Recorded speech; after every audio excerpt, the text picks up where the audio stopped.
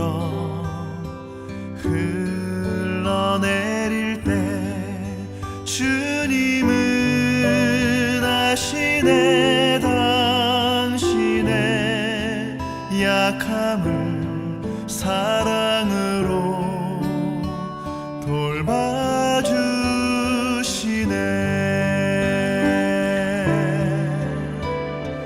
누군가 널 위하여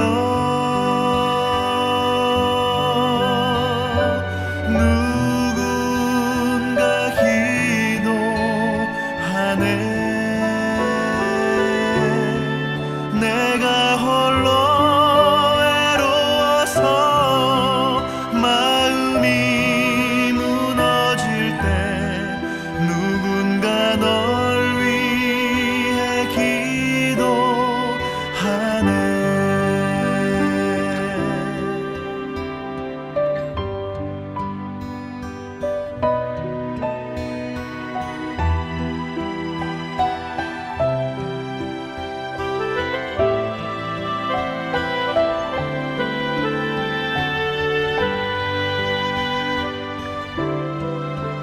당신이 외로이 홀로 남았을 때 당신은 누구에게 위로를 얻나.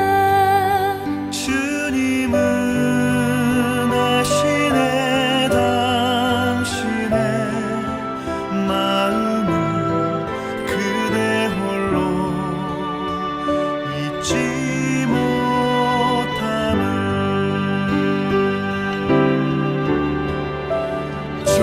조용히 그대 위해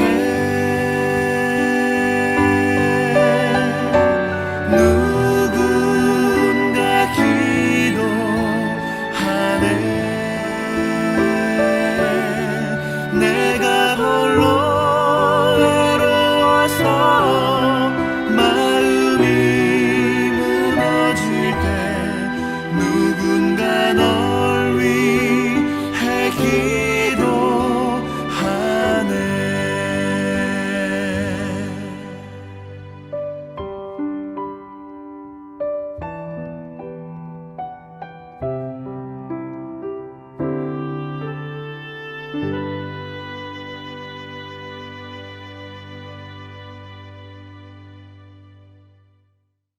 여러분 안녕하세요.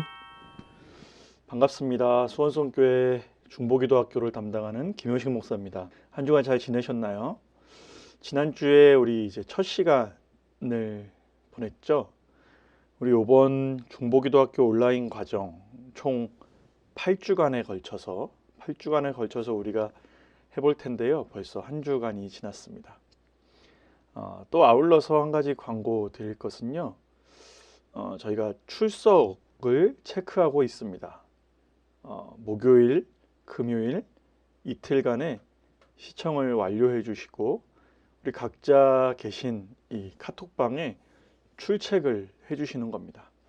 그래서 총 8번 중에 5번 이상 출석하셔야지 중보기도 학교 수료를 하는 것으로 우리가 하도록 하겠습니다. 나중에 중보기도 학교를 수료하셔야지만 우리 중보기도 방 키 번호를 저희가 드립니다. 그래서 우리가 같이 중보기도 사역에 동참할 수 있으니까요. 우리가 같이 이 온라인 과정을 잘 마치고 중보기도 사역자로서 우리가 더욱더 힘을 내서 열심을 다해서 같이 기도에 힘쓸 수 있는 저와 여러분 되기를 바랍니다. 오늘은 우리 지난 시간에 중보기도 사역에 대해서 살펴봤는데요. 우리 지난주에 했던 거 먼저 한번 다시 돌아보고 우리 오늘 수업 같이 해보도록 하겠습니다. 우리 지난주에 중보기도 사역에 대해서 함께 살펴보았었는데요. 중보기도 사역 무엇입니까? 총 3가지를 우리가 배웠었습니다. 첫 번째, 중보기도 사역은 유일한 중보자이신 우리 주님께서 우리에게 나누어 주신 사역입니다. 뭐라고요? 중보기도 사역은 유일하신 중보자이신 우리 예수님께서 우리에게 나눠주신 사역입니다. 무슨 말입니까? 누군가를 위해서 기도할 수 있는 것, 누군가를 위해서 기도할 수 있는 것, 그것이 바로 이 예수님께서 우리를 위해 친히 하신 일이셨죠. 그렇기에 우리는 이 중보기도를 통해서 예수님의 마음을 우리가 알아갈 수 있는 겁니다. 두 번째, 중보기도 사역은 우리가 가장 먼저 첫째로 해야 할 가장 중요한 사역이다. 함께 나누어 보았죠. 우리는 기도하는 것을 어떤 메인 사역을 위한 준비 기도로 우리가 생각할 때가 왕왕 있습니다. 그래서 우리 주일학교, 이 성경학교나 이 수련회를 앞두고 우리가 준비 기도회라고 해서 이렇게 기도할 때가 있잖아요. 하지만 이 기도 사역, 중보 기도 사역이 어떤 메인 사역을 위한 준비 기도가 아니라 사실 이 기도하는 것 자체가 메인 사역이고요. 또 그 사역 자체입니다. 그래서 제가 종종 말씀드리는 거 여러분 기억하시죠? 중국 이 내지 선교의 아버지 이 허드슨 테일러가 이런 말을 했어요. When we work, we works. But when we pray, God works.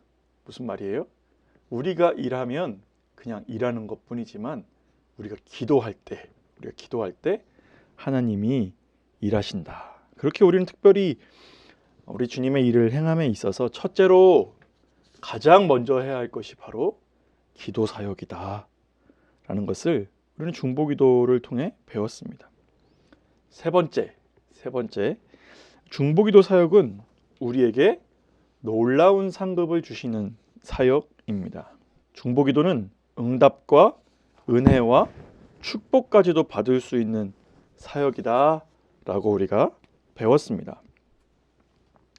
왜 이 중보기도가 우리에게 놀라운 상급이요 은혜와 축복이라고 이야기합니까? 이를 통해서 우리가 하나님의 권세를 누릴 수 있기에 그렇습니다. 하나님의 권세를 누린다는 게 뭐예요? 베드로전서 2장 9절 말씀. 왕 같은 제사장이요.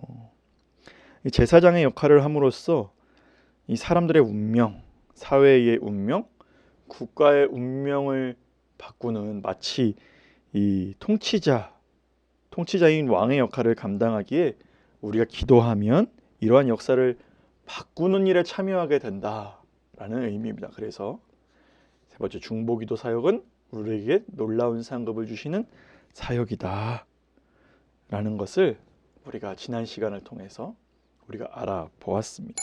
오늘은 중보기도의 특권과 의무라는 주제로 공부를 하는데 제목 그대로 중보기도는 무엇이라고요? 네, 특권이면서 의무라고 이야기합니다. 이것이 오늘 배울 중보기도에 대한 핵심입니다. 먼저 관련된 말씀 한 구절 보면요. 사무엘상 12장 23절 말씀인데요. 우리 함께 읽어가면서 우리 빈칸을 한번 채워보도록 하겠습니다. 시작. 나는 너희를 위하여 무엇하기를? 기도하기를 쉬는 죄를 여호와 앞에 결단코 범하지 아니하고 선하고 의로운 길을 너희에게 가르칠 것인즉 이라고 기록합니다. 여러분 우리 중에 기도하지 않는 것을 죄라고 생각하는 분이 몇 분이나 있을까요? 기도하지 않는 게 죄구나. 사실 너무 무거운 주제죠. 너무 무거운 말인 것 같죠. 그런데 사무엘 선지자는요. 뭐라고 이야기했냐면 너희를 위하여 기도하기를 쉬는 것은 죄다. 한 민족을 대표하는 선지자로서 기도하기를 쉬는 것은 죄다라고 이렇게 할 만큼 중보 기도자가 중요한 것이라고 강조해서 이야기하는 것입니다. 뭐 어떤 정죄하기 위해서 너 기도 안 하니까 그 죄야라고 이렇게 정죄하기 위해서가 아니라 그만큼 다른 일을 위해서 중보기도하는 것이 그만큼 무거운 일이고 중요한 일이었다라는 것을 사무엘 선지자는 이렇게 고백하고 있는 것이죠. 또 이것을 아브라함의 이야기를 통해서도 우리가 한번 확인해 볼 수 있는데요. 창세기 18장 22절에서부터 33절의 말씀을 우리 한번 읽어볼 텐데 우리 드라마 바이블로 한번 읽어보도록 하겠습니다. 그 사람들이 거기서 떠나 소돔으로 향하여 가고 아브라함은 여호와 앞에 그대로 섰더니 아브라함이 가까이 나아가 이르되 주께서 의인을 악인과 함께 멸하려 하시나이까. 그 성중에 의인 50명이 있을지라도 주께서 그곳을 멸하시고 그 50의인을 위하여 용서하지 아니하시리이까. 주께서 이같이 하사 의인을 악인과 함께 죽이심은 부당하오며 의인과 악인을 같이 하심도 부당하니이다. 세상을 심판하시는 이가 정의를 행하실 것이 아니니까. 내가 만일 소돔 성읍 가운데에서 의인 50명을 찾으면 그들을 위하여 온 지역을 용서하리라. 나는 티끌이나 재와 같사오나 감히 주께 아뢰나이다. 50의인 중에 5명이 부족하다면 그 5명이 부족함으로 말미암아 온 성읍을 멸하시리이까. 내가 거기서 45명을 찾으면 멸하지 아니하리라. 거기서 40명을 찾으시면 어찌하려 하시나이까. 40명으로 말미암아 멸하지 아니하리라. 내 주여, 노하지 마시옵고 말씀하게 하옵소서. 거기서 30명을 찾으시면 어찌하려 하시나이까. 내가 거기서 30명을 찾으면 그리하지 아니하리라. 내가 감히 내 주께 아뢰나이다. 거기서 20명을 찾으시면 어찌하려 하시나이까. 내가 20명으로 말미암아 그리하지 아니하리라. 주는 노하지 마옵소서. 내가 이번만 더 아뢰리이다. 거기서 10명을 찾으시면 어찌하려 하시나이까. 내가 10명으로 말미암아 멸하지 아니하리라. 여호와께서 아브라함과 말씀을 마치시고 가시니 아브라함도 자기 곳으로 돌아갔더라.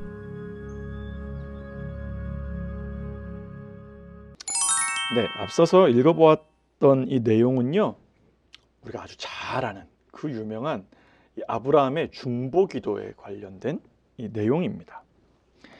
이 소돔과 고모라를 위해 중보기도하는 장면인데요. 이 아브라함이 한 도시의 이 절박한 운명을 놓고서 지금 하나님 앞에 중보기도자로 하나님 앞에 선 모습을 그리고 있습니다.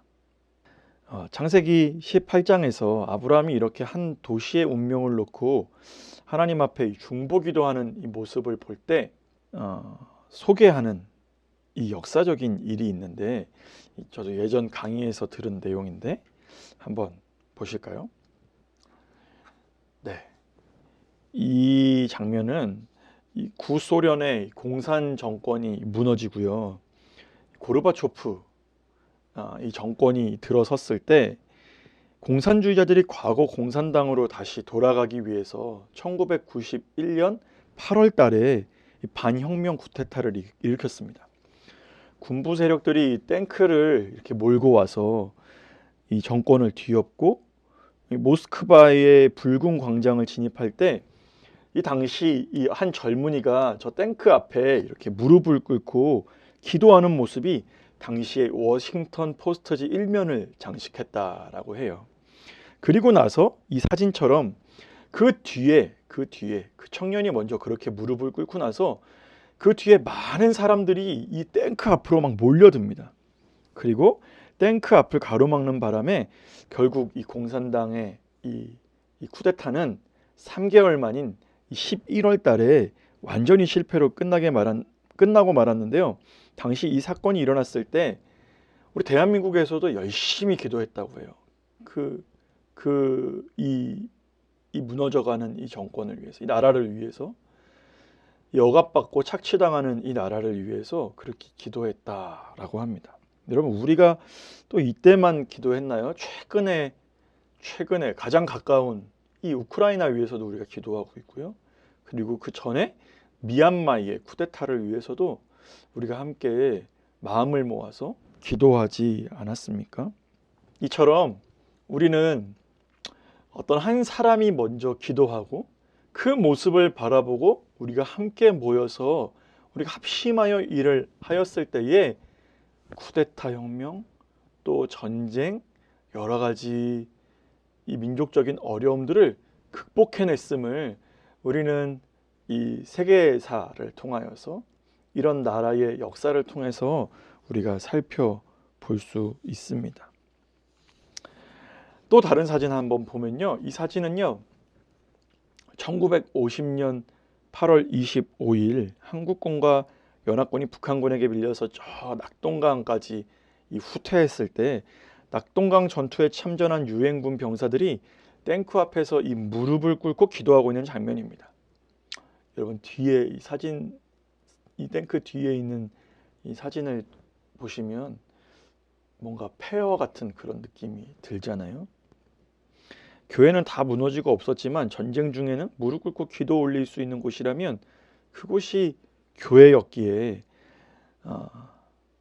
우리나라가 공산화되지 않고 자유민주 국가가 되고 발전된 대한민국으로 설 수 있었던 것이 이처럼 많은 사람들이 그 전쟁 중에도 하나님 앞에 무릎 꿇고 기도했던 이 수많은 성도들의 중보 기도가 있었기에 이러한 오늘날의 이러한 대한민국의 모습 안에서 살아가고 있는 줄로 믿습니다.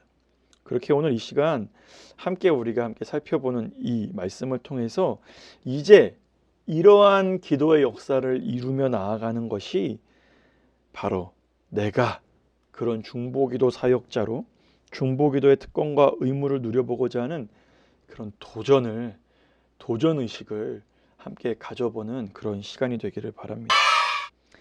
앞서서 우리 함께 앞서 읽었던 이 창세기 18장 27절 말씀을 보면요, 맨 마지막 부분에 이런 말씀이 있어요. 27절 말씀에 보면 아브라함이 대답하여 이르되 나는 티끌이나 재와 같사오나 감히 주께 아뢰나이다 라고 기도합니다. 아브라함이 여기서 감히라는 이런 표현을 쓰는데요, 이 감히라는 이 표현을 통해서 중보기도에 대한 두 가지 면이 나오는데, 첫 번째, 중보기도는 특권이다 라는 그런 의미를 부여하는 단어가 바로 이 감히라는 단어입니다. 왜요? 나는 티끌 같지만, 나는 그저 재와 같은 모습이지만 감히 하나님 앞에 나아가 기도하는 그런 특권을 가지고 있다라는 거예요. 두 번째로는요, 중보기도는 의무다. 왜요? 나는 티끌과 재와 같은 사람이기에 내가 하나님 앞에 감히 기도하지 않으면 안 된다라는 의무감을 가지고 기도했다라는 거예요. 그런 점에서 우리가 오늘 함께 살펴볼 이 특권과 의무 중에 첫 번째 먼저 살펴보려고 하는 것은요, 중보기도는 성도의 특권이다라는 거예요. 중보기도는 성도의 특권이다.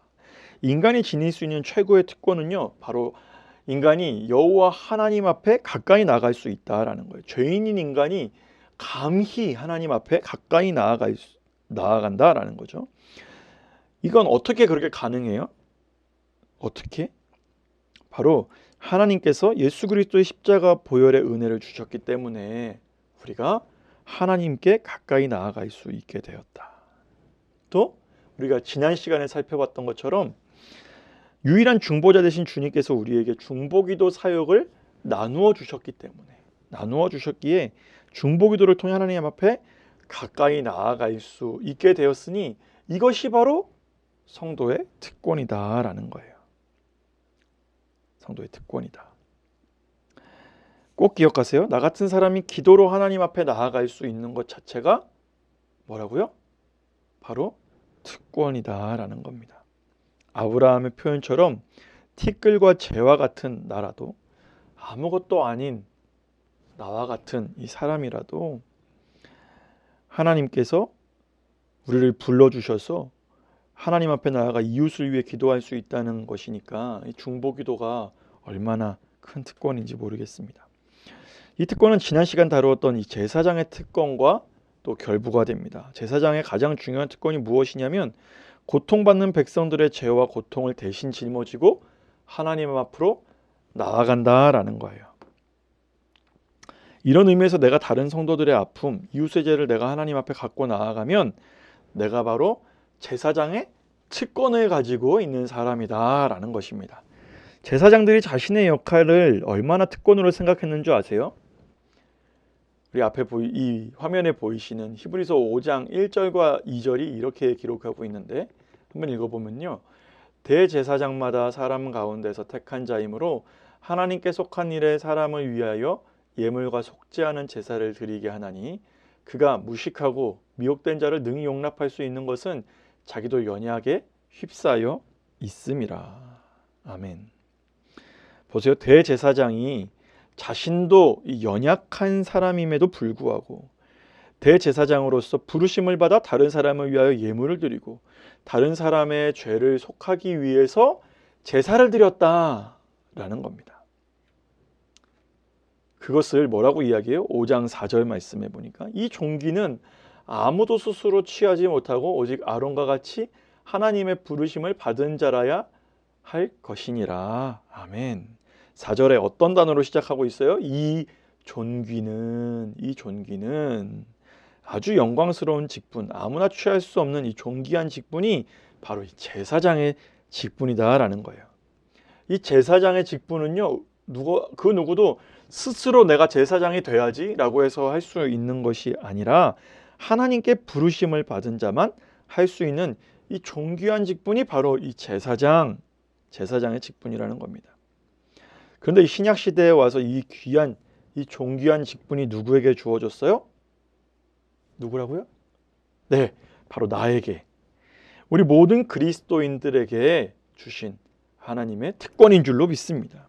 우리가 구약 시대로 돌아가 생각한다면 죄인인 우리가 감히 하나님 앞에 나아간다는 것은 정말 두려운 일입니다. 왜요? 잘못하면 죽거든요. 그래서 왜 대속죄일 때 하나님의 임재가 있는 지성소로 들어갈 때 대제사장들은 어떻게 들어갔어요? 이 발 끝에다가 방울을 달고 들어갔어요. 방울을 달고. 왜 방울을 달고 들어갔냐면 하나님의 임재가 있는 지성소에 죄인인 인간이 들어가면 죽임을 당했거든요. 죽임을. 그래서 이 방울 소리가 들리지 않으면 이 사람이 죽었구나라고 해서 이렇게 밖으로 끌어내는 그런 일이 있었습니다. 아무튼 그래서 이 제사장의 사명은 너무나 두려운 일이지만 이제는 우리가 하나님 앞에 나아갈 수 있게 되었으니 이 존귀한 직분 역시 대단한 특권입니다. 구약 시대에는 대제사장만이 하나님 앞에 나아갔지만 지금은 내가 제사장으로서 예수 그리스도의 보혈을 힘입어 성소로 매일 나아갈 수 있었습니다. 어떻게 그렇게 됐어요? 히브리서 10장 9절 말씀에 보면은 이렇게 기록하고 있어요. 그러므로 형제들아 우리가 예수의 피를 힘입어 성소에 들어갈 담력을 얻었나니. 그러므로 형제들아 우리가 예수의 피를 힘입어 성소에 들어갈 담력을 얻었나니. 여러분, 예수님이 십자가에 달려 죽으실 때 물과 피를 다 쏟으시고 다 이루었다라고 하시고 이렇게 돌아가셨을 때 어떤 일이 벌어져요? 성소의 휘장이 위에서 아래로 쫙 갈라졌습니다. 누가복음에는 가운데로 쫙 갈라졌다.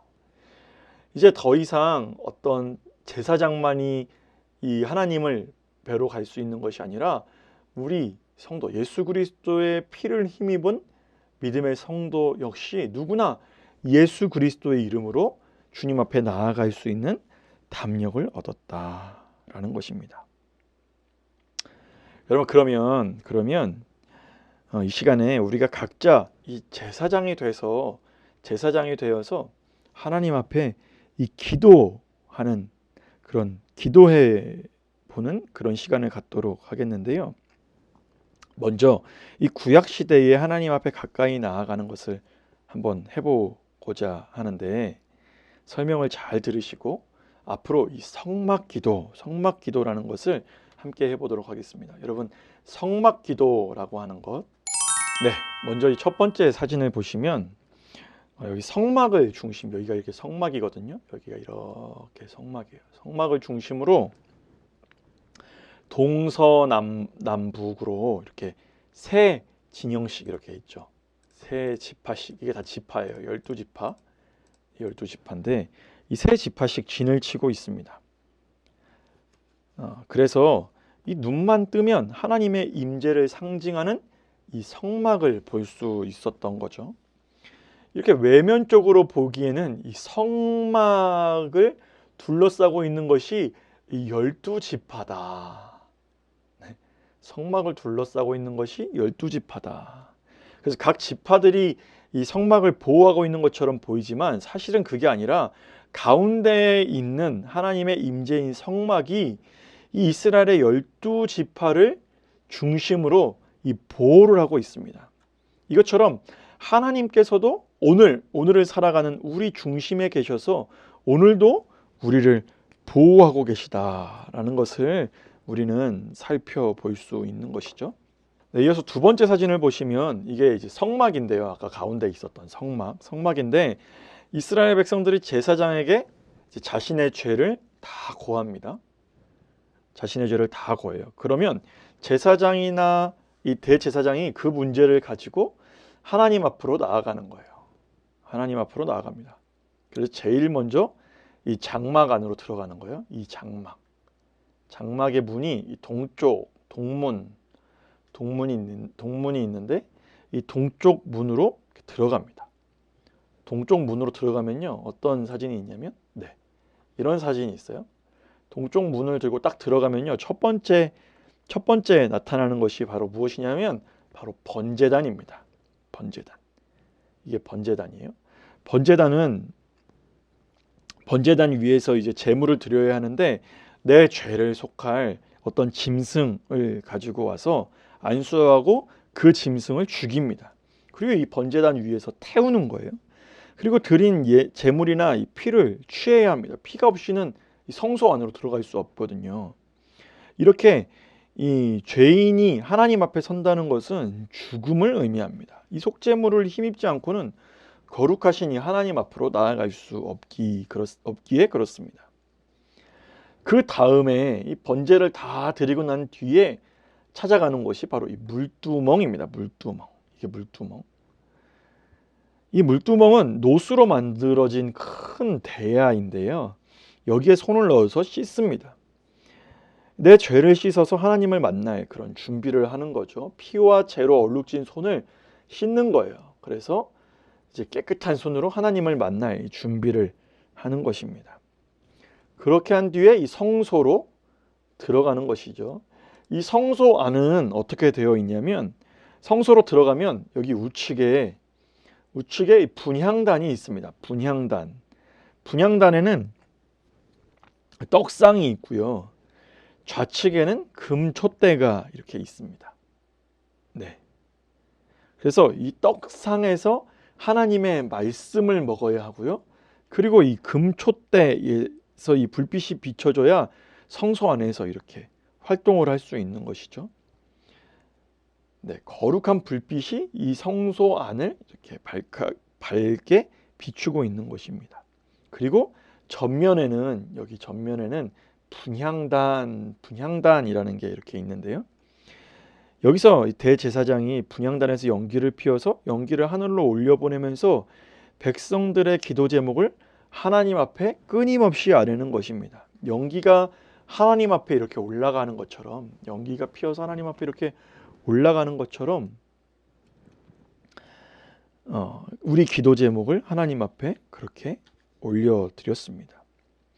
이제 그 기도의 제목을 드린 다음 여기 이 휘장, 이 휘장이거든요. 여기 이렇게 자주색이 이렇게 살짝 걷어져 있는 게 이 휘장을 열고 지성소로 들어갑니다. 이곳은 대제사장만이 1년에 단 한 번 들어갈 수 있어요. 아까 말씀드린 것처럼 대제사장이 이 발목에다가 끈을 달고 방울을 달고 이 하나님의 임재가 있는 이 지성소에 갈 수 있는 거예요. 지성소 안에는 법궤가 있고요. 또 아론의 쌍난 지팡이가 이렇게 있고 시은좌, 자비의 보좌가 있는 그런 곳입니다. 여기 아까 가지고 온 짐승의 피를 뿌립니다. 여기서 마지막으로 결정적인 기도의 응답을 하나님 앞에 구하는 거예요. 이것이 이제 성막 기도의 내용입니다. 이 대목에서 구약의 기자들이 이 기도를 설명하는 인상적인 장면들을 한번 찾아보았는데요. 시편 141편 2절 말씀해 보니까 나의 기도가 주의 앞에 분향함과 같이 되며 나의 손 드는 것이 저녁 제사같이 되게 하소서. 나의 기도가 주님 앞에 분향함과 같이 되며 나의 기도가 하나님 앞에 계속해서 이렇게 상달되어지는 것 같이 되며 나의 손을 드는 것이 내가 주님 앞에 손 들고 기도하는 것이 이것이 내가 저녁에 주님 앞에 제사하는 것 같이 되게 하여 주십시오. 또 계시록에도 이런 표현이 기록되고 있는데 8장 3절 4절 말씀해 보니까 또 다른 천사가 와서 제단 곁에 서서 금향로를 가지고 많은 향을 받았으니 이는 모든 성도의 기도가 합하여 보좌 앞 금제단에 드리고자 함이라. 향연이 성도의 기도와 함께 천사의 손으로부터 하나님 앞으로 올라가는지라. 아멘. 여러분, 이것이 바로 중보기도입니다. 우리가 기도 제목을 하나님 앞에 드릴 때 마치 그 향연이 향의 연기가 되어서 하늘을 향해 계속 올라가고 천사들이 금향로를 그 기도의 기도 제목과 기도 내용을 받아서 하나님 앞으로 갖고 가는 거예요. 하나님 앞으로 가지고 가는 거예요. 여러분, 다니엘서에도 보면 하나님 앞에 기도하였을 때에, 기도하기를 시작하였을 때에 이미 하나님의 기도 응답이 천사를 통해서 가까이 왔다라고 하는 표현이 기록되고 있어요. 이처럼 우리의 기도의 향연, 우리의 기도가 하나님 앞에 늘 올려졌으면 좋겠다. 성막 기도는요, 그러니까 이런 어떤 기도의 형상화, 기도할 때 나의 기도 제목들이 하나님 앞에 이렇게 올려지겠구나라는 것을 우리가 한번 상상해 보면서 할 수 있는 기도가 아닌가 싶습니다. 그래서 지금까지 했던 이 성막 기도를 다시 한번 생각해 보면요, 동문에서부터 이제 이 성소에 있는 이 동문에서부터 출발해서 지성소 법궤 안에 설 때까지의 모습을 우리가 살펴보았는데, 기도하실 때 한번 이 모습을 한번 상상해 보면서 기도해 보세요. 자녀들, 다른 성도들, 이웃들, 나라와 민족과 열방의 기도 제목을 내가 받아서 그들의 죄를 대신해서 가지고 가장 먼저 어디로 갑니까? 번제단 위에 가는 거예요. 번제단 위에 가서 그 죄악을 그 앞에 쏟아내고 그곳에서 피를 받아내고 또 죄와 피로 얼룩진 그 손을 물두멍에 가서 깨끗이 씻는 거예요. 내 손과 발도 깨끗이 씻는 거예요. 예수 그리스도의 보혈로 깨끗이 씻어 주옵소서라고 그렇게 기도한 뒤에 성막 안으로 들어갑니다. 성소로 들어가서 우리에게 주시는 하나님의 말씀의 떡을 받아들고요, 또 우리의 영혼을 비추는 어떤 금촛대의 이 불빛을 의지하여서 분향단 앞에 딱 서는 겁니다. 성령의 조명하심을 가지고 말씀의 떡을 가지고 우리가 분향단 위에 서서 우리의 기도 제목을 하나님 앞에 향연처럼 이렇게 올려드리는 거예요. 그리고 가장 거룩한 지성소를 향해서 예수 그리스도의 보혈을 힘입어 들어가 다시 한번 하나님 앞에 중보기도 드릴 때 그 기도가 향연이 되어 하늘 보좌 앞으로 올려집니다. 여러분, 상상해 보니까 어때요? 너무나 큰 특권이죠. 이렇게 하나님 앞에 가까이 나아갈 수 있는 것 자체가 큰 축복이고요, 특권임을 꼭 기억하시는 저와 여러분 되기를 바랍니다. 그렇기에 우리 한번 같이 읽어보도록 하겠습니다. 시작. 이 같은 하나님과의 교제, 하나님께 가까이 나아가는 것은 아브라함의 큰 특권이었습니다. 그러나 아브라함은 이 특권을 자기 민족을 위한 탄원의 기회가 아닌 이웃을 위한 탄원의 기회, 중보 기도의 기회로 사용하고자 한 것입니다. 이것은 마치 바사의 아닥사스다 왕의 장관이었던 느헤미야가 왕 앞에 나아가 자기 조국 예루살렘의 성벽 재건을 탄원한 것과도 같습니다. 또한 이것은 메데 바사의 아하수에로 왕 앞에 에스더가 죽으면 죽으리라 죽음을 각오하고 나아가 자기 민족 유대의 구원을 탄원한 것과도 같습니다. 이렇게 중보기도자들은 하나님을 만날 수 있는 기회와 특권을 어떻게 사용했다고요? 나만을 위해서 사용한 것이 아니라 다른 사람을 위한 중보기도의 기회로 삼았음을 우리는 볼 수 있죠. 계속해서 한번 더 같이 읽어보면요. 실로 우리가 왕 중의 왕이신 하나님께 나아가 우리 이웃들의 연약함을 탄원할 수 있는 기회를 가질 수 있다는 것이 얼마나 놀라운 특권인지요. 그것은 우리가 하나님 앞에 나아갈 수 있다는 사실 이상의 특권인 것입니다.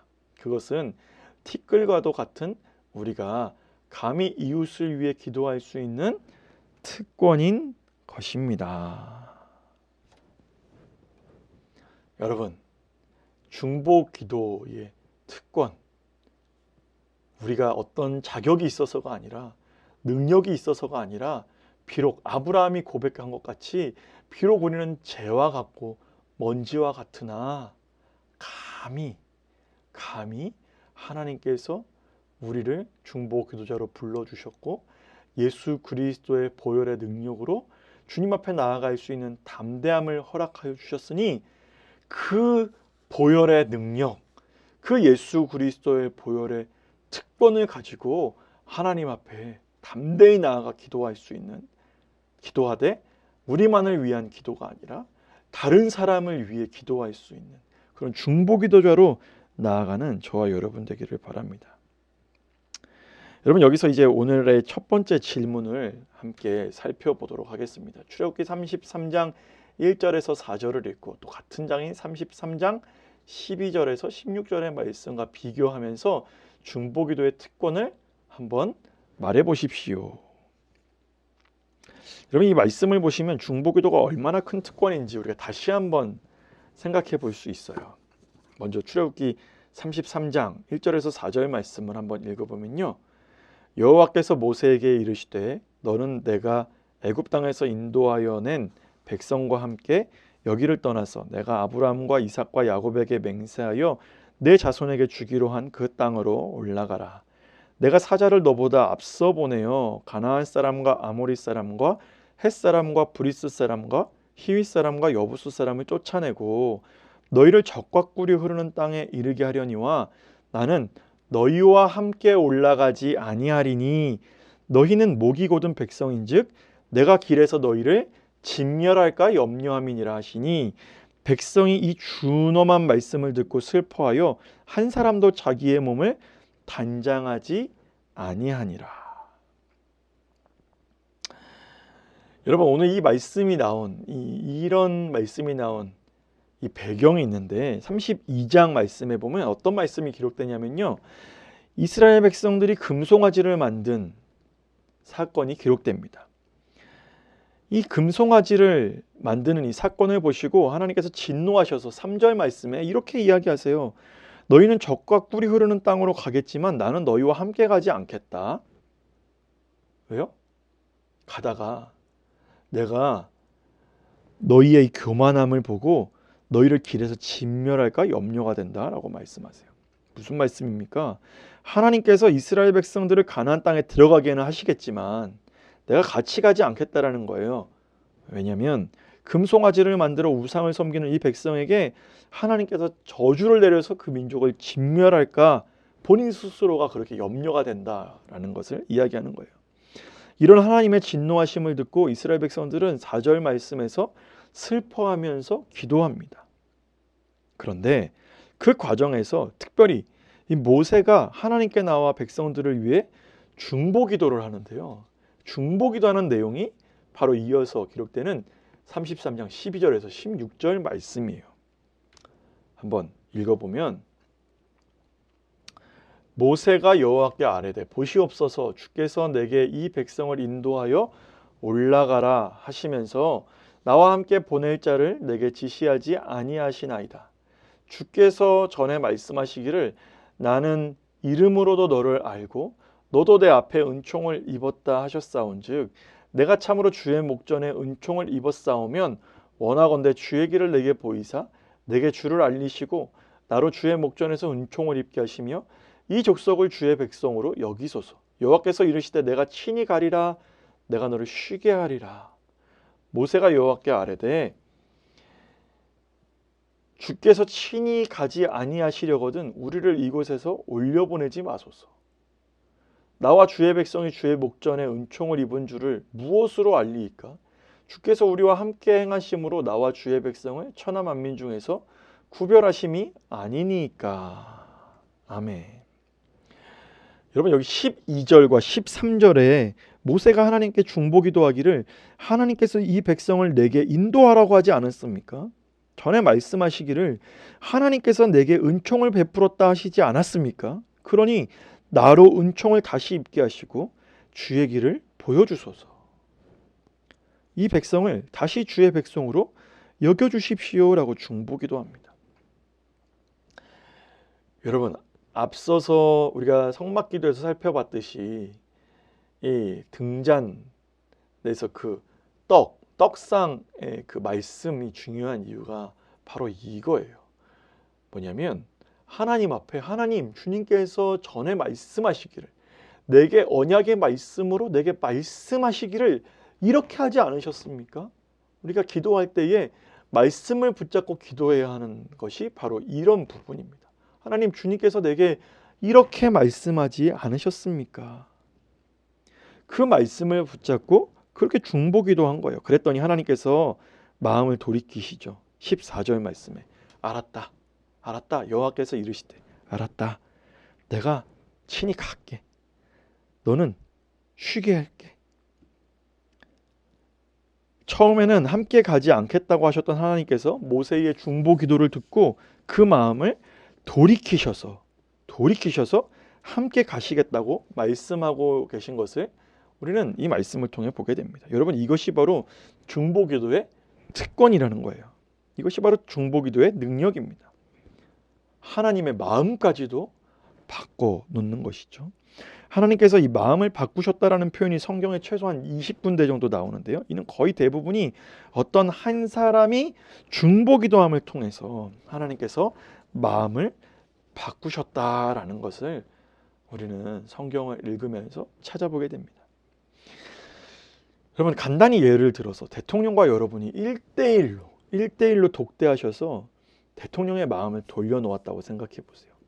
여러분이 얼마나 큰 특권을 갖고 있는 사람이고 얼마나 이 대단한 이 권력자냐고요. 그런데 천지를 만드시고 지금도 살아계셔서 우리를 주관하시는 왕이신 이 창조주 하나님과 독대해서 하나님의 마음을 돌려놓는 것이 중보기도니까 이 기도가 얼마나 큰 특권이 있는 기도입니까? 바라기는 우리가 이 특권의 기도, 이 중보기도를 우리가 기쁨으로 감당해 나아가는 저와 여러분 되기를 바랍니다. 이어서 또 살펴보면요, 중보기도는 성도의 의무입니다. 우리가 하나님 앞에서 하나님과 마주대하고 대면하여 기도할 수 있다는 것, 그리고 대면하여 하나님의 백성을 위해 중보하고 우리 사회와 국가의 운명을 놓고 기도할 수 있는 것이 정말 큰 특권 중에 특권이라는 것을 꼭 기억하시는데요. 그러나 이 특권에는 마땅히 해야 하는 일이라는 의무적인 측면도 상당히 내포되어 있음을 우리는 알 수 있습니다. 그것이 바로 이 아브라함이 썼던 감히라는 말에서 우리가 알 수 있죠. 지금 다 망해가고 있는데 나라도 기도하지 않으면 큰일 나겠다는 심정으로 절박함으로 한 말이 감히라는 말입니다. 감히. 지금 다 망해가고 있잖아요. 그런데 하나님 이런 상황 가운데 내가 감히 주님 앞에 기도합니다. 그 증거로 아브라함은 한 번 기도하고 끝낸 것이 아니라 계속해서 기도했습니다. 우리 함께 읽어볼까요? 시작. 아브라함은 소돔과 고모라 주민들에 대한 하나님의 심판의 결정에는 아무런 의의가 없었습니다. 그는 결코 그의 기도를 통해 하나님의 심판의 결정에 대한 취소를 요구하지도 않았습니다. 그는 다만 소돔과 고모라 주민들에 대한 하나님의 용서를 호소한 것입니다. 이 백성들에 대한 용서의 기도야말로 아브라함이 가장 절실한 사랑의 실천이었던 겁니다. 아브라함은 이 기도를 6번 이상 되풀이했습니다. 이것은 아브라함이 소돔과 고모라인들의 용서를 위해 기도하는 것을 포기할 수 없는 의무.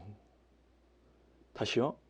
아브라함이 이 기도를 6번 이상이나 되풀이했던 것은 이것은 아브라함이 소돔과 고모라인들의 용서를 위해 기도하는 것을 포기할 수 없는 의무로 수용하고 있었던 증거라고 할 수 있습니다. 여러분, 이를 앞서서 우리가 살펴보았던 사무엘 선지자도 이와 같은 의무감으로 백성을 위해서 기도했잖아요. 뭐라고 그랬어요? 나는 너희를 위해 기도하기를 쉬는 죄를 여호와 앞에 결단코 범하지 아니하리라 라고 말합니다. 그러니까 기도하지 않는 것은 단순히 게으름이 아니라 하나님께서 우리에게 주신 의무를 시행하지 않는 그런 죄일 수도 있다라는 거죠. 마땅히 기도해야 할 것을 하지 못하는 것은, 하지 않은 것은 우리의 의무를 다하지 못했다는 것입니다. 그런 의미에서 중보기도는요, 우리 티끌과 같은 인간에게 주어진 가장 고상한 의무라고 할 수 있습니다. 그래서 두 번째 질문 우리가 함께 볼게요. 출애굽기 32장 30절에서 32절까지의 모세의 중보기도를 읽고 그가 이런 기도를 하게 된 심정을 한번 생각해 보도록 하겠습니다. 출애굽기 32장 30절에서 32절은 이렇게 기록하고 있어요. 이튿날 모세가 백성에게 이르되 너희가 큰 죄를 범하였도다. 내가 이제 여호와께로 올라가노니 혹 너희를 위하여 속죄가 될까 하노라 하고, 모세가 여호와께로 다시 나아가 여짜오되 슬프도소이다. 이 백성이 자기들을 위하여 금신을 만들었사오니 큰 죄를 범하였나이다. 그러나 이제 그들의 죄를 사하시옵소서. 그렇지 아니하오면 원하건대 주께서 기록하신 책에서 내 이름을 지워버려 주옵소서. 여러분, 지금 모세가 무슨 심정으로 이렇게 기도했을까요? 이 민족이 이 지경이 된 데에는 나도 책임감이 있다라는 거예요. 이 민족이 지금까지 이 지경까지 이르게 된 것은 내가 책임이 있다라는 거예요. 그래서 그 책임감을 가지고 하나님 이 백성들의 죄를 사해 주십시오. 그렇지 않으면 주님께서 기록하신 생명책에서 내 이름을 지워 주십시오. 이렇게 기도한 거예요. 또 구약의 느헤미야를 보면요, 느헤미야도 이와 같이 기도합니다. 뭐라고 기도하냐면, 이제 종이 주의 종들인 이스라엘 자손을 위하여 주야로 기도하오며 우리 이스라엘 자손이 주께 범죄한 죄들을 자복하오니 주는 귀를 기울이시며 눈을 여시사 종의 기도를 들으시옵소서. 나와 내 아버지 집이 범죄하여. 여러분, 느헤미야 역시 어떻게 기도합니까? 사실 이 느헤미야 1장 6절은 제가 참 좋아하는 기도문입니다. 어떤 거예요? 우리는 기도할 때 우리라고 이렇게 묶어버리면 기도하기가 사실 조금 쉽습니다. 내 죄가 아닌 것 같거든요. 그리고 누군가를, 내가 아닌 타자를 우리가 바라보면서 판단하는 마음으로 기도하기가 사실 마음이 조금 더 쉽죠. 그런데 느헤미야는 어떻게 기도해요? 주님, 나와 내 아버지의 집이 주님 앞에 범죄하였습니다. 이러한 상황들, 이러한 시대적인 상황들, 지금 이 일들, 그것이 기도하지 아니하였던 내 문제였다. 내 아버지의 집의 문제였다. 절실하게 기도하는 거예요. 왜요? 이게 내 일처럼 여겨지니까. 우리 집의 일처럼 여겨지니까요. 여러분, 우리가 왜 절실하게 기도하지 않습니까? 나와 별로 관계가 없다고 생각이 들거든요. 반대로 이것이 내 문제이고요. 나와 관계가 있고 내가 사랑하는 사람이고 이게 정말 내가 이 사랑하는 사람을 위해서 해줄 수 있는 게 기도밖에 없다라는 생각이 들면 절실하게 기도하게 됩니다. 예를 들어서 작년에 이 교구에 어떤 성도님이 건강검진을 이렇게 동네 병원에서 받았는데 이 가슴에 이 몽우리가 이렇게 졌다는 거예요. 그리고 이 크기를 봤을 때 큰 병원에 가야 된다라는 그런 이야기를 들으셨어요. 그리고 이제 병원을 그 다음 주로 예약을 하셨는데 그 주간에 저랑 통화를 하면서 우시는 거예요.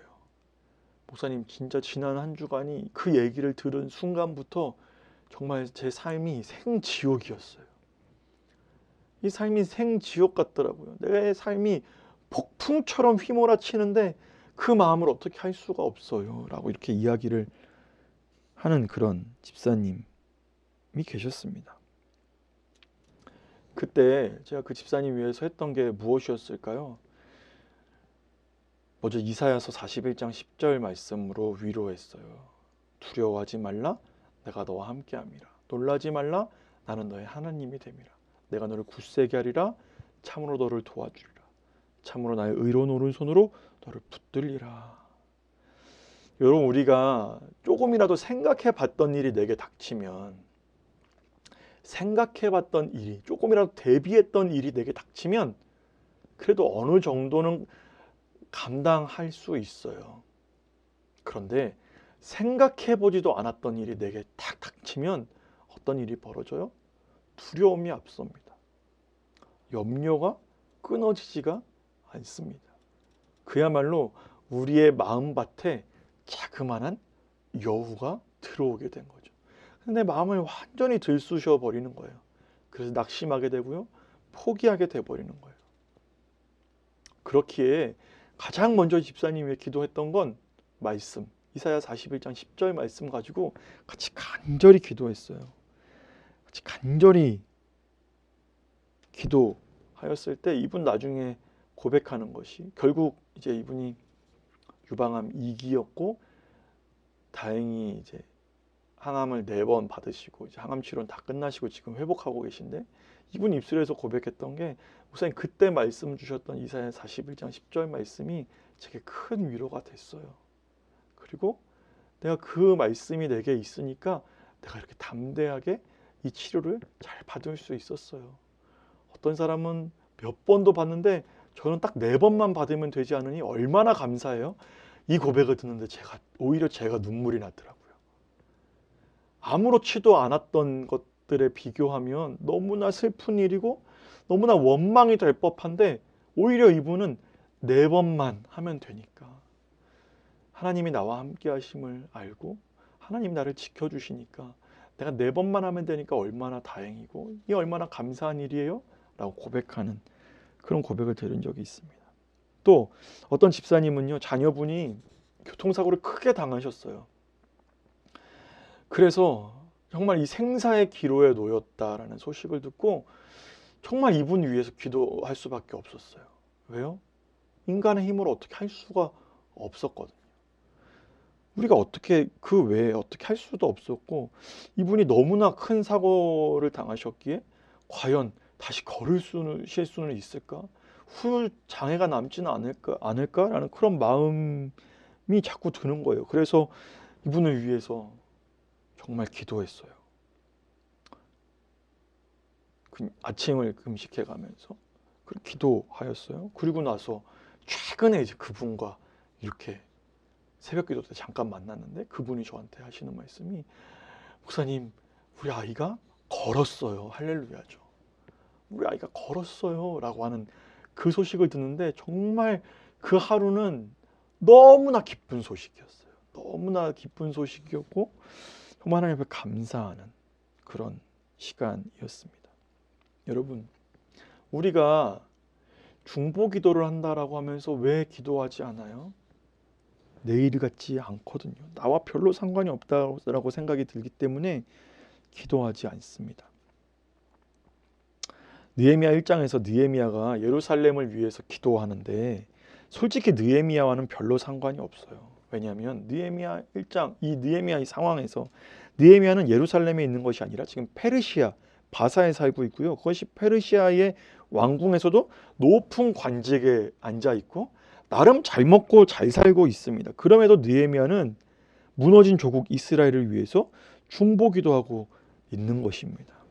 나와 내 아버지의 집이 범죄하여 지금 내 민족, 우리 민족이 이렇습니다라고 하나님 앞에 회개하며 기도하고 있는 거예요. 이런 모습을 보면서 우리도 나와 별로 상관없는 것 같은 그런 민족의 위정자들 위해서, 자꾸만 분열되어져 가고 있는 우리나라를 위해서, 또 동해안의 큰 산불로 인해서 집의 삶의 터전을 잃어버린 이재민들을 위해서, 또 우리와 먼 땅, 먼 나라인 우크라이나 국민들을 위해서 우리가 같은 마음으로 기도해야 하지 않겠습니까? 바라기는 정말 우리를 구원하신 예수 그리스도의 그 사랑으로, 우리가 그 사랑으로 사랑을 입은 사람처럼 다른 이들을 위해 기도할 수 있는 저와 여러분 되기를 바랍니다. 다음 성경의 두 성경을 한번 비교해 볼게요. 출애굽기 32장과 에스겔 22장, 이 성경 구절을 통해서 우리가 아주 인상적인 대조를 볼 수 있는데요. 출애굽기 32장 말씀에 보면 이스라엘 백성들이 하나님과의 언약을 범하였습니다.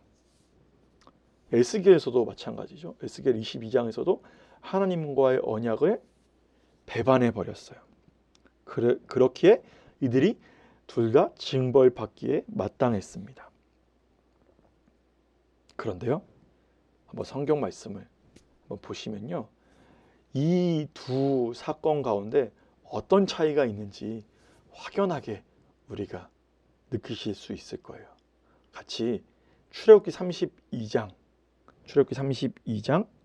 말씀과 에스겔 22장 말씀 우리가 이어서 같이 읽어보고, 읽는 동안 이 표를 한번 잘 기억해 보시기 바랍니다. 한번 이 성경 우리 드라마 바이블로 같이 이어서 읽어보도록 하겠습니다. 제 32장. 백성이 모세가 산에서 내려옴이 더딤을 보고 모여 백성이 아론에게 이르러 말하되, 일어나라. 우리를 위하여 우리를 인도할 신을 만들라. 이 모세 곧 우리를 애굽 땅에서 인도하여 낸 사람은 어찌 되었는지 알지 못함이니라. 아론이 그들에게 이르되, 너희의 아내와 자녀의 귀에서 금고리를 빼어 내게로 가져오라. 모든 백성이 그 귀에서 금고리를 빼어 아론에게로 가져가매 아론이 그들의 손에서 금고리를 받아 부어서 조각칼로 새겨 송아지 형상을 만드니 그들이 말하되, 이스라엘아, 이는 너희를 애굽 땅에서 인도하여 낸 너희의 신이로다.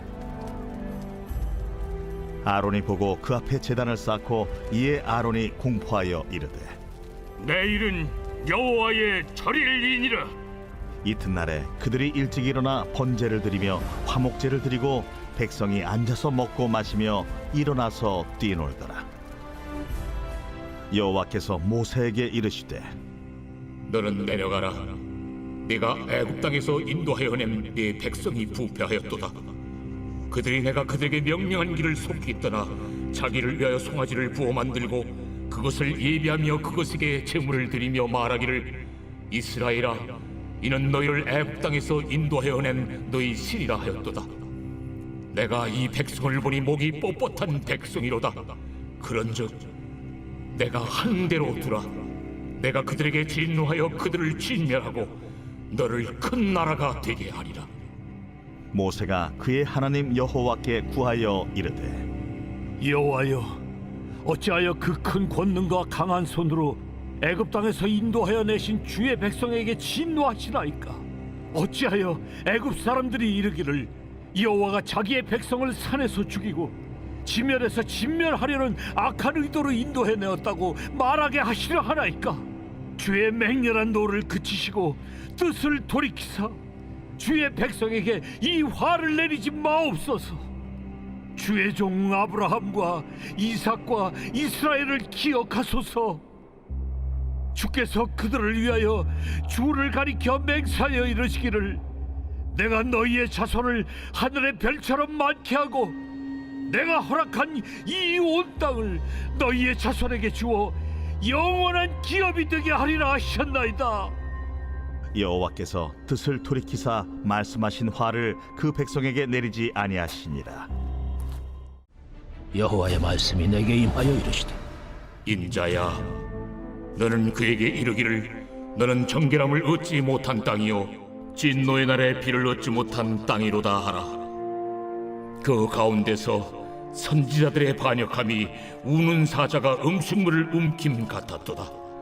그들이 사람의 영혼을 삼켰으며 재산과 보물을 탈취하며 과부를 그 가운데 많게 하였으며 그 제사장들은 내 율법을 범하였으며 나의 성물을 더럽혔으며 거룩함과 속된 것을 구별하지 아니하였으며 부정함과 정한 것을 사람이 구별하게 하지 아니하였으며 그의 눈을 가려 나의 안식일을 보지 아니하였으므로 내가 그들 가운데서 더럽힘을 받았느니라.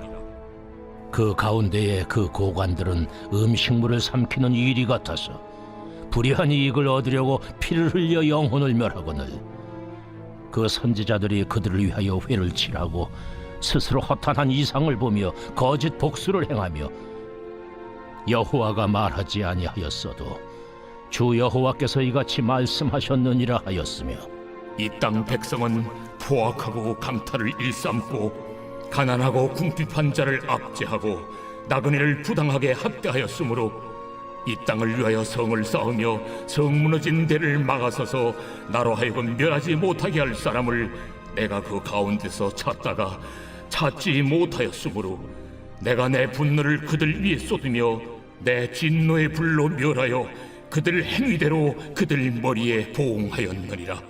주 여호와의 말씀이니라.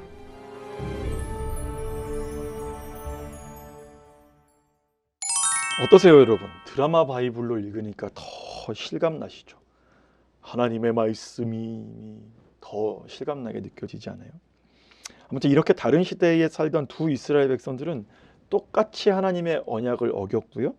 똑같이 하나님의 징벌을 받는 순간이었습니다. 그런데 이 두 사건에서 결정적인 차이가 있죠. 결정적인 차이가 무엇입니까?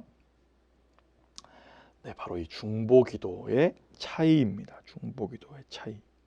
출애굽기 32장에서는 11절에 바로 이 모세의 중보기도가 있었습니다. 모세의 중보기도가 있었기 때문에 용서함을 받아요.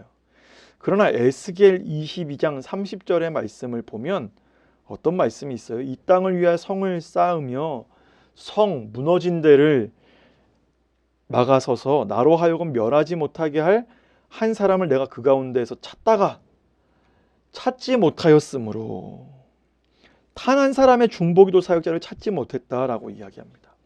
중보기도자가 없었다라는 거예요. 결과가 무엇입니까? 31절 말씀해 보니까 하나님의 분노를 그들 위에 하나님의 진노의 불로 그들을 멸하겠다고 하십니다.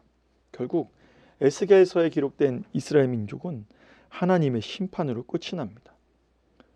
여러분, 출애굽기의 이스라엘 백성과 에스겔의 백성과 똑같이 하나님의 언약을 어겼습니다. 똑같이 심판을 받을 상황이었는데 한쪽에서는 용서를 받았고 한쪽에서는 용서를 받지 못했습니다. 하나님의 심판으로 멸망합니다. 결정적인 차이가 무엇이었어요?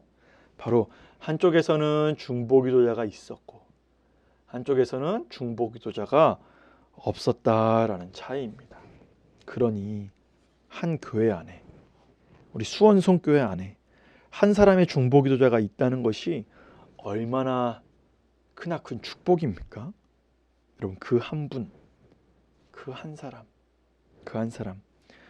누군지는 하나님만이 아시겠지만 그 한 분 때문에 우리 교회가 무너지지 않고 든든히 서 있는 것입니다.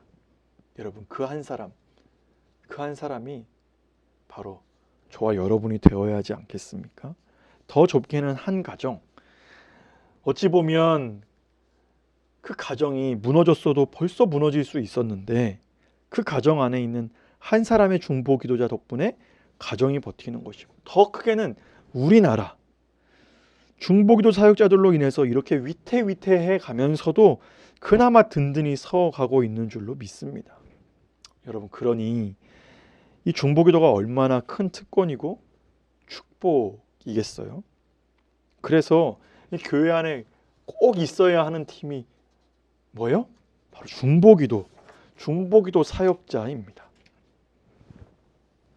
여러분, 실례로 얼마 전에 제가 새벽 예배를 마치고, 제가 새벽 예배 마치면 가끔 이렇게 앞에 와서 앞자리에 앉아서 기도하거나 근처에 있는 자리 아무 데나 가서 이렇게 앉아서 기도할 때가 있습니다. 기도하면서 제가 들으려고 들은 건 아닌데 어떤 분의 이 간절한 기도 소리가 이렇게 들렸어요. 그래서 제가 속으로 이분이 어떤 간절한 기도 제목이 있나 보다라고 생각했는데, 가만히 그 소리가 들려서 들어보니까 이분이 우리 교회 담임 목사님부터 우리 교육자 한 사람 한 사람의 이름을 불러가시면서 기도하시는 거 아니겠어요? 제 이름도 불러주시면서 기도해 주시는 거예요. 하나님, 우리 김효식 목사님 붙잡아 주시고 능력 주시고 권능 주셔서 성령 충만케 하시고 강건함으로 지켜주십시오라고 이렇게 정말 부르짖으면서 정말 눈물 어린 기도하는 모습을 제가 보게 됐습니다. 얼마나 감사했는지요. 제가 이렇게나마 서서 하나님 사역하고 있는 게 어찌 보면 그런 분들의 기도로 이렇게라도 지금 제가 하고 있는 게 아닌가 싶습니다. 이처럼 우리가 자녀를 위해, 또 가정을 위해, 교회를 위해, 나라를 위해서 이 세계 열방을 품고 우리가 감히 기도하는 일에 우리 수원성교회 많은 성도들이 함께 동참하였으면 좋겠습니다. 혹 우리 중보기도 학교 이 영상을 함께 보시고 아직 중보기도 사역에 참여하지 않으신 분, 동참하지 않으신 분 중에 중보기도자로 기도하기 원하시는 분은 중보기도팀 우리 한경호 권사님께 문의해 주시면, 신청해 주시면 감사하겠습니다. 오늘 우리 두 번째 시간인 이 중보기도의 이 특권과 의무, 중보기도의 특권과 이 의무를 마치면서 우리 이것을 함께 외쳐봤으면 좋겠어요. 중보기도는 성도의 특권이요 의무입니다. 같이 한번 해볼까요? 시작. 중보기도는 성도의 특권이요 의무입니다. 예, 감사합니다. 이제 우리 화면에 보이는 이 기도 제목을 보고 우리 다음과 같은 중보기도 사역의 훈련을 목표로 우리 같이 기도하며 나아가도록 하겠습니다. 첫 번째 기도 제목은요, 사무엘서에 의하면 중보기도를 하지 않거나 중단하는 것은 죄라고 이야기합니다. 우리가 우리 기도 생활의 중보기도의 의무를 우리가 행하지 않았던 불순종을 회개하는 우리 기도를 함께 하면 좋겠습니다. 우리 같이 기도하며 나아가겠습니다. 하나님, 그동안 내가 중보기도의 용사요, 중보기도 사역을 감당하는 사람이라고 하면서도 하나님 그 사역을 온전히 감당하지 않았던 하나님, 우리를 불쌍히 여겨 주옵소서. 주님, 우리에게 하나님의 마음과 예수님의 성품과 성령 하나님의 충만함을 부어주시어 주님 앞에 기도하는 기도의 사람이 되게 하여 주옵소서. 한 사람의 기도로 나라가 변화되고, 한 사람의 기도로 온 백성이 구원받고, 한 사람의 기도로 민족이 회개하는 역사를 우리에게 보여주시니 참 감사합니다. 우리에게 그러한 소망을 부어주셔서 더욱 힘써 나라와 민족을 위해 기도하게 하옵소서. 나라의 소식을 들으며 판단하고 정죄하고 한숨만 쉬는 것이 아니라 이 모습을 보시는 아버지 하나님의 마음은 어떠실까를 기억하게 하여 주셔서 하나님의 마음을 알아 위정자들을 위해, 믿음의 지도자들을 위해 더욱 기도하는 우리가 되게 하여 주옵소서.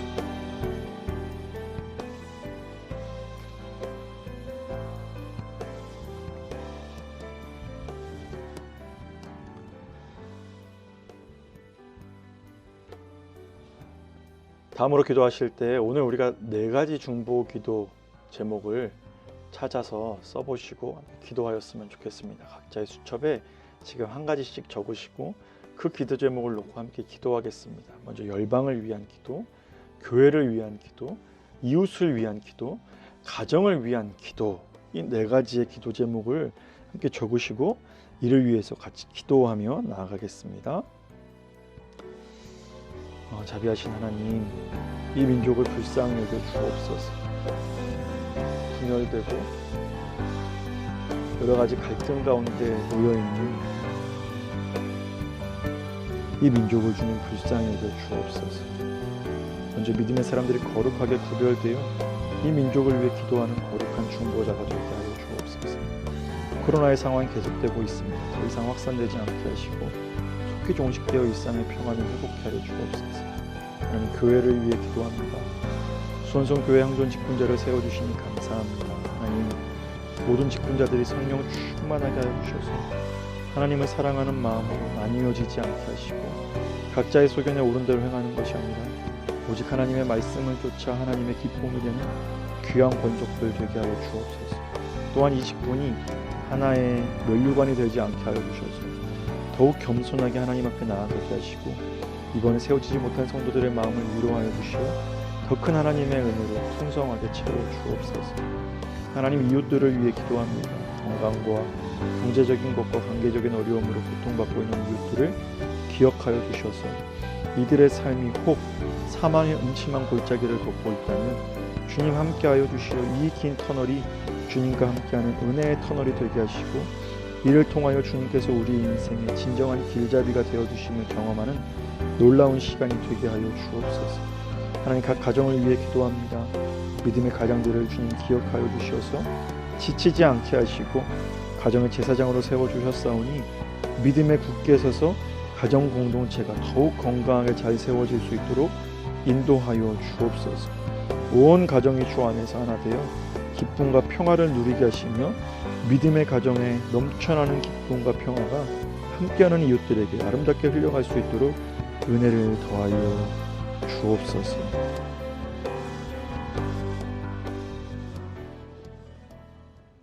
우리 계속해서 기도하실 때는 우리 성막 기도 함께 드리겠습니다. 하나님, 이 시간 그 사람이 떠오른 것은 나의 기도가 절실히 필요하기 때문인 줄로 믿습니다. 성령님께서 인도하셔서 마땅히 기도할 바를 기도하게 하여 주옵소서. 이 시간 내게 떠오르는, 지금 나에게 떠오르는 그 한 사람을 놓고 성막 안으로, 분향단 앞으로 지성소로 그분의 기도 제목을 갖고 들어가서 함께 기도하며 나아가겠습니다. 기도하겠습니다.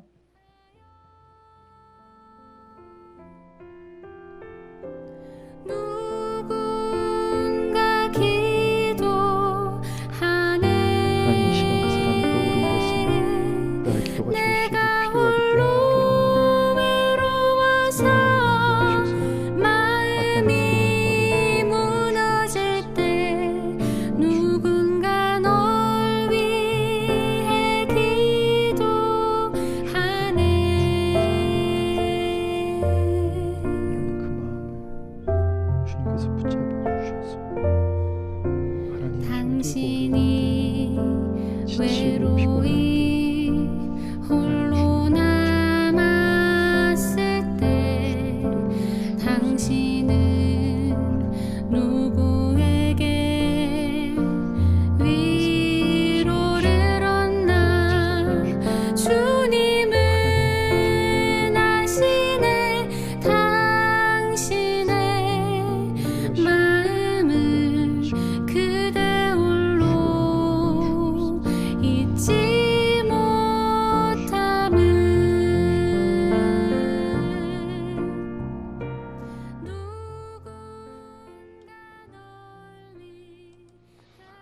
마지막으로 우리 성도들을 위한 기도 드리겠습니다. 각 조장님들을 통해서 지난 시간에 이렇게 기도 제목을 걷어주셨는데 비슷한 내용들을 취합해서 우리가 같이 기도하도록 하겠습니다. 자녀들의 앞길을 위해, 신앙의 진보를 위해, 부모님의 건강과 본인 및 가족 건강을 위해서 우리의 삶이 선한 영향력을 드러낸 삶이 될 수 있도록 인도하여 달라고 우리 기도의 제목을 가지고 같이 기도하도록 하겠습니다.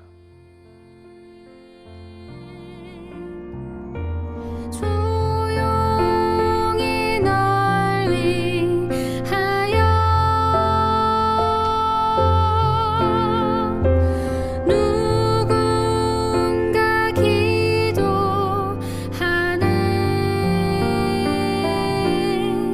내가 홀로 외로워서 마음이 무너질 때 누군가 널 위해 기도하네.